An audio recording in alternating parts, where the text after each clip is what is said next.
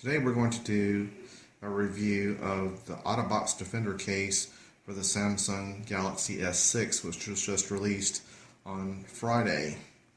I have here before me the components of the Otterbox Defender case for Galaxy S6 on the left here, and on the right I have the components, just for comparison's sake, of the Samsung Galaxy S4, which I just sold back, so that's why it's not there.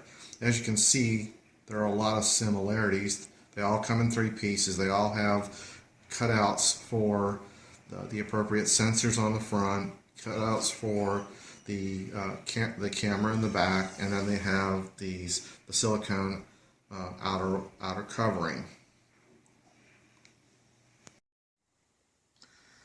I took the liberty of, as I said, I took the liberty of removing the components from the Amazon shipping packaging. It didn't come in exactly the OEM container, but as you can see, we have the top of the polyurethane shell, the bottom, and the silicone layer that goes around the outside. And as you can see, the bottom half of this layer is coated with a spongy type material to help absorb some of the shock for some of the typical drops that you might see off a table, out of your pocket, etc.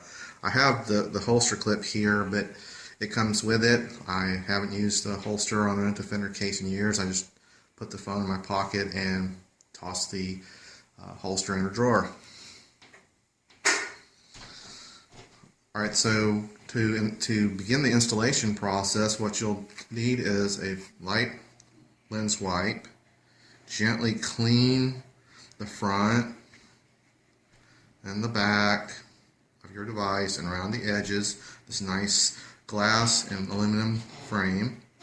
Place it gently in the lower half of the bottom component. Now if you'll notice, there's a cutout for the USB port, the headphone jack, and the external speaker, which on the Galaxy S6 has been moved to the end. Then take the top of the case and just gently, for those of you who have plenty of experience with Otterbox cases, just gently snap it in place. Now you can see the cutouts for the LED indicator, the front-facing camera, and the speaker grill. You have openings for the volume rocker on this side, and then you have an opening cutout for the power switch. So now that you have the case assembled, and it's a little easier to assemble than past cases, take the polyurethane, the silicone layer, insert the shell that you've just assembled.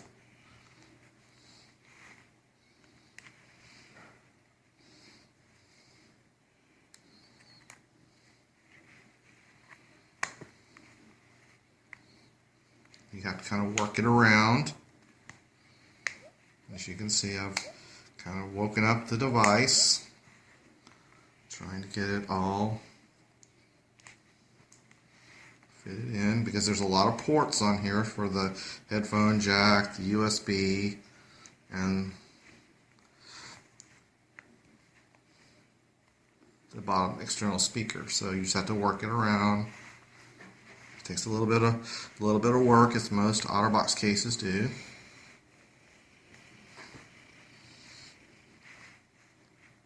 And there you have it. The Galaxy S6 is now in its case, and just for reference, you can take a look. It's a little bit thinner, obviously, because the device itself is a little bit thinner, but it didn't appear that the components themselves were really any thinner. But as you can see, they both still have this deep upper lip to protect against face plants, at least to mitigate some of the damage. And as you can see on the very back, the cutout for the camera is a little bit deeper on the GS6 Otterbox Defender case, owing to the fact of the slightly more protruding camera lens on the device. And as you can see, there is kind of a fairly deep well on the Galaxy S4 case, but it appears that the Galaxy S6 case has a little bit deeper well. So you should be okay for just normal drops.